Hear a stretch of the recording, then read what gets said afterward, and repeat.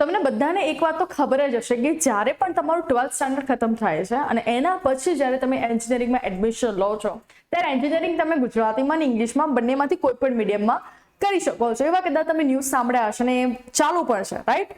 આજે હું એના માટેની થોડી એક્સ્ટ્રા ઇન્ફોર્મેશન પ્રોવાઈડ કરવાની છું. તો ચલો શરૂ કરીએ છીએ આજના વિડીયોની. મારું નામ છે પૂર્વી પટેલ. તમારા બધાનું સ્વાગત છે પ્રિયશ જ્ઞાનપીઠ યુટ્યુબ ચેનલમાં. ચેનલ પર નયા છો સબસ્ક્રાઇબ કરી દેજો, વિડીયોને લાઈક કરી દેજો અને તમારા બધા જ દોસ્તારો જે 12th ખતમ કર્યું છે એમને શેર કરી દેજો આ લેટેસ્ટ ન્યૂઝ માટે.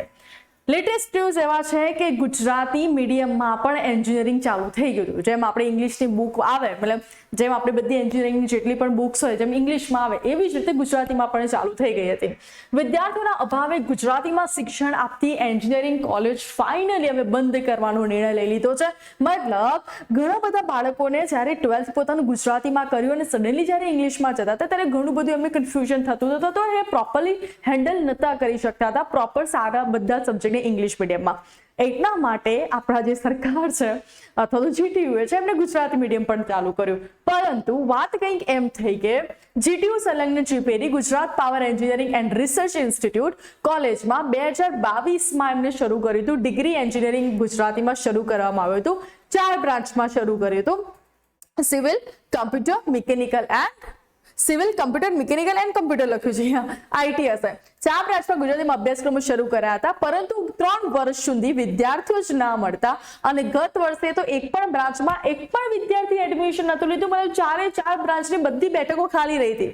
એટલે 2025 થી 26માં એમને નિર્ણય લીધો છે કે ગુજરાતી મીડિયમના આપણે મતલબ જે પણ એન્જિનિયરિંગ ચલાવીએ છીએ ઇવન બધા જ અભ્યાસક્રમો એમને બંધ કરી દીધા છે.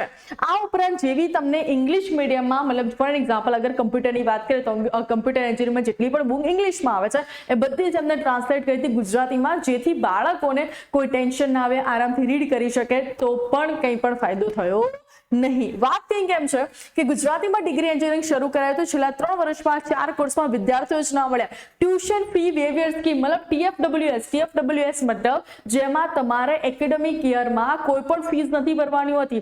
ખાલી ને ખાલી તમારી જે પણ લાઇબ્રેરી ફીસ હોય તો જે પણ એક્ઝામની ફી હોય જસ્ટ એવી જ બધી ફી ભરવાની હોય છે. મતલબ 0 રૂપિયામાં પણ અગર કોઈને એડમિશન મળતું હોય તો પણ એમને ગુજરાતી મીડિયમમાં એડમિશન લીધું નહીં. સો છતાં પણ સ્કીમમાં વિદ્યાર્થીઓ પ્રવેશ લેતા નથી. આમ TFWS સાથેની 34 બેઠકો ખાલી જ રહી હતી.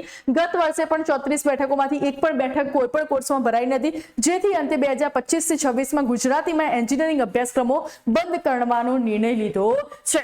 તો મોસ્ટલી જેટલા પણ આ વખતે દોસ્તો 12thમાં છે બધાને એવું લાગે છે, કદાચ ક્યાંય ના ક્યાંથી એમને ન્યૂઝ સાંભળ્યા હશે કે ગુજરાતીમાં પણ એન્જિનિયરિંગ થાય છે. હા ભાઈ, થતું હતું પણ હવે નહીં થાય. હવે તમારે કમ્પલસરી ઇંગ્લિશ મીડિયમમાં જ એડમિશન લેવું પડશે. તો આ વિડીયો બધાને શેર કરજો તાકી આ મોટી અપડેટ બધાને ખબર પડે. તો આ વિષય અપડેટ માટે આપણે વારે ઘડી સાથે મળતા રહીશું. ત્યાં સુધી till then bye bye, take care.